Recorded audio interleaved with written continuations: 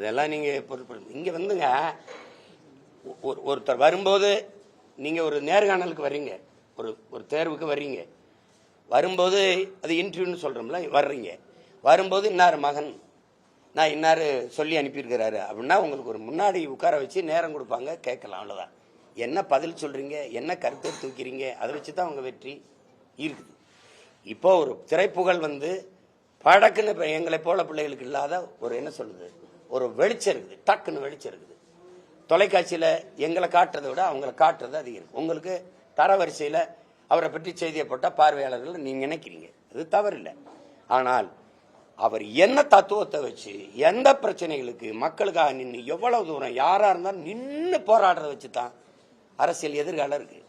அப்படிதான் எங்கள் ஐயா விஜயகாந்த் வரும்போது இல்லாத எழுச்சியா, அம்மையார் பிரேமலதா சொல்ற 25 லட்சம் பேர் கூடாங்கல்ல சொல்றாங்களோ, தொடர்ந்து அவரால் போக முடியாம எங்க கூட்டணிக்குள்ள போனாரோ அப்ப அந்த வாக்கு விழுக்காடு 10.5 வச்சிருந்தவர் சரசரன்னு சரிஞ்சிட்டது. அண்ணன் கமலஹாசன் வரும்போது என்ன நடந்தது? யாராவது நான் போட்டியிடுறதுனா சொன்னீங்களா? திமுக அதிமுக மக்கள் நீதி மையம், திமுக அதிமுக மக்கள் நீதி மையம், அமமுகவை கூட சொன்னீங்க, என்னை அறமுக கூட முக்கல, என்னை சீமான் நாம் தமிழர் கட்சி போட்டியிடுதுன்னு கூட சொல்லல. வேணா காட்டுட்டா உங்களுக்கு, காட்டுட்டா பத்திரிகையில் தொலைக்காட்சியில் மற்றும் பலரில் தான் நான் இருந்தேன்.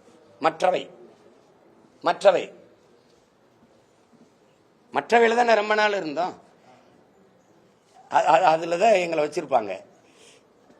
இப்பவும் கூட அதுதான். அதனால வர்றது பிரச்சனை இல்லை. வந்து எந்த கோட்பாட்டுக்காக வர்றீங்க, மாற்று, எந்த கட்சி ஆட்சியிலிருந்து மாற்று, கொள்கை எந்த கொள்கையிலிருந்து மாறுபட்ட கொள்கை, திருப்பி அதே பெரியார், திருப்பி அதே அண்ணா வழின்னா திமுகவை வீழ்த்தணும்.